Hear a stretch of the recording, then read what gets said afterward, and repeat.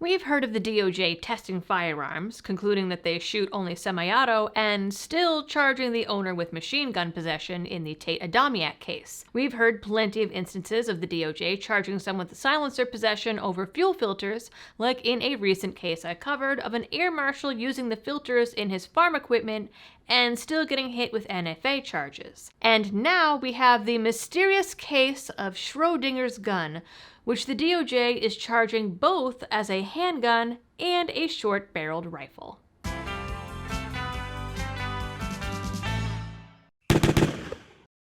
Hello everyone, and welcome back to the channel. I have yet another bizarre legal case for you guys, this one getting some support from GOA and FRAC, the Firearms Regulatory Accountability Coalition, which honestly I had never heard of before this. This one involved the ATF's Biden-era pistol brace rule, which has been stuck up in the courts ever since, and in one case was even vacated, which means the ATF isn't supposed to be enforcing it. And yet the US versus Taranto case has hit the spotlight, with the DOJ not only enforcing the pistol brace rule, but charging a man for having both a pistol in DC and an NFA violation of having a short-barreled rifle, but all for the same CZ Scorpion pistol with a brace on it. Now, I will admit to you guys, this is not the most cut and dry case, as there's a lot of extenuating circumstances that don't paint Taranto in the best light, much like the Rahimi case. Still, where the actual firearms charges come into play, there is a serious problem here that sets a dangerous precedent. But before I jump into all of the details, this video is powered by Blackout Coffee Company. Blackout is an important part of this channel and my morning, keeping the lights going in more ways than one. They are a Florida-based coffee roaster that has strong roots in supporting Second Amendment rights and traditional values. They support channels like mine and even have dedicated partner roasts that raise money for GOA, FPC, and even the Second Amendment Foundation. So to get a cup of coffee, tea, or hot chocolate that you can be proud of and help support the channel, go to blackoutcoffee.com/LibertyDoll, and as a bonus, you can use the code LibertyDoll for a one-time 20% discount if you haven't already. So for folks not familiar with the background of this situation, like much of the things that Biden's ATF went after, stabilizing braces were legal, with the ATF releasing a number of opinions on them over the years. According to a study by the Congressional Research Service, there are 40 million braced pistols in the country. Still, the ATF came up with a nutty point system and flowchart that it expected gun owners and law enforcement to use when determining if a specific item was a braced pistol or a short-barreled rifle. Failure to comply with this rule could mean 10 years in prison and a $250,000 fine, because a braced pistol is one thing, but an unregistered short-barreled rifle is an NFA violation. As for Mr. Taylor Taranto, he was stopped by the Secret Service and the FBI in Washington, D.C. on June 28, 2023. Prior to the stop, Taranto had been exhibiting what documents call erratic behavior, including live streaming himself, suggesting he had outfitted his car with a detonator, and then he drove into D.C. So, like I said, not exactly the star for a cut and dry Second Amendment case. He drove into an area monitored by the Secret Service because of its proximity to a lot of government people. When the Secret Service approached him, he dipped off into the woods, and of course they chased him.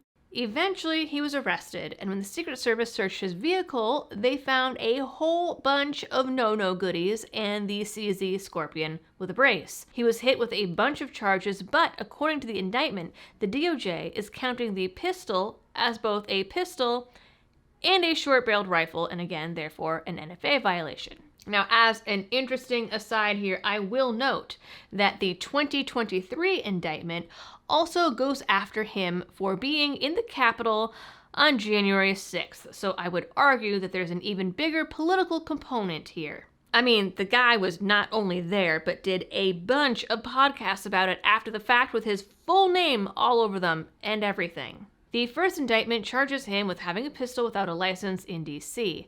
That was filed on July 19th, 2023. Then we got a second indictment on February 14th of last year. Now this indictment charges him with illegal possession for a Smith & Wesson M&P Shield, 9mm ammo, a so-called large capacity magazine, spreading a hoax or misinformation by saying he was going to destroy a building in D.C., the January 6 charges, and check out count 1 and 2, possession of a CZ short-barreled rifle not registered under the NFA, and carrying that same CZ without a license as a pistol. So the DOJ sent this short-barreled pistol rifle to the ATF, who determined it is both a pistol and a rifle, and are charging it as both. So I guess they're saying, okay, with the brace on, it's a rifle, but without the brace, it's a pistol, so boom, double the charges, double the fun. Now, Taranto's lawyers filed a motion to dismiss these charges, pointing out that a Texas court has vacated the rule, to which the U.S. attorney said, oh, well, you see, the ATF made that determination without actually using their 2023 final rule, so it doesn't count. The response also acknowledges that the ATF isn't supposed to be enforcing this rule, but the attorneys continued, although the rule is stayed, now vacated, ATF is not barred from continuing to enforce the underlying statute as it always has, by making case-by-case determinations about whether particular braced firearms constitute rifles under the statute.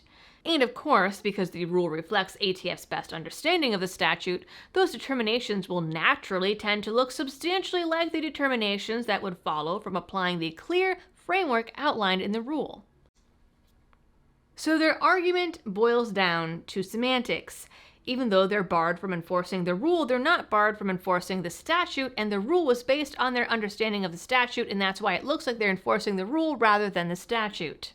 Now, the ATF is supposed to be looking at their rule under the direction of Pam Bondi, but if this is an example of the logic being used, and honestly, an unsurprising example, I'd say that it's not looking great. GOA and FRAC teamed up to send a little letter to the U.S. Attorney's Office in D.C. regarding the case, asking the office to investigate these two specific charges. If it sticks, it does not bode well for the millions of gun owners with braced pistols, as not only is the ATF still enforcing their rule, but they're doubling the charges for harsher punishments. And it's hard to think of a more perfect example of stupid ATF DOJ bureaucracy than charging someone for the same item as two different things.